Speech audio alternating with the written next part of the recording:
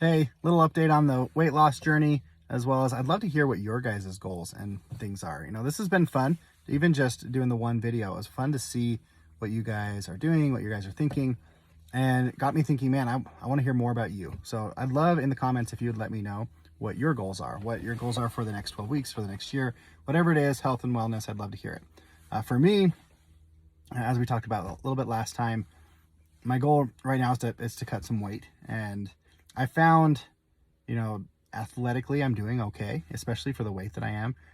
I've been able to play more basketball. Actually did a competition with the young men in our church group.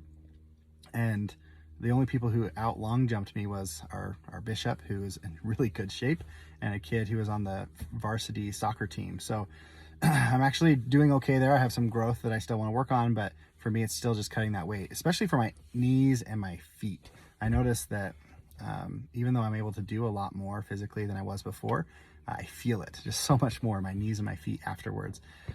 So that's my big goal. I mentioned how I was doing the semaglutide treatment to lose some weight.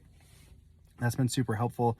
One of the things I just totally spaced talking about is also a testosterone treatment. And for me, this has kind of been a weird thing where I noticed my energy was just gone. My energy, my motivation, all those types of things.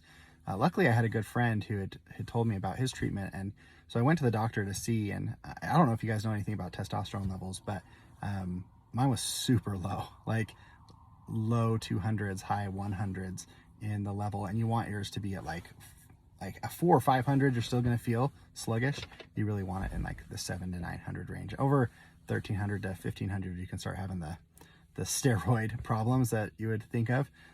But so I did the testosterone treatment, got my numbers up to 700. It's been super helpful, especially in the physical recovery side of things, as well as the motivation and the follow through.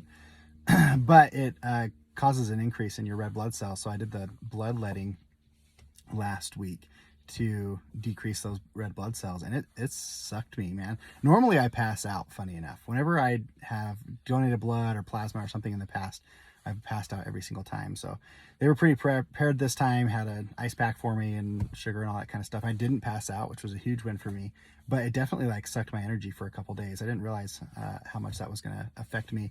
And I really had to stay hydrated and stuff to keep those red blood cells down. You can tell, in my face, you can tell when the red blood cells get really high, I'll get really red, and it's definitely calmed down over the last couple of days.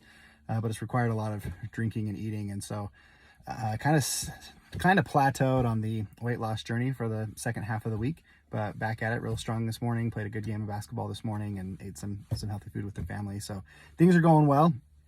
It's just fun to see how things affect my body. That's what I've tried to do this time around. Instead of just eating, dieting or whatever, right? I'm really trying to pay attention. When I eat X, what does it do to my body? When I drink caffeine, what do I feel? How do I feel? For how long?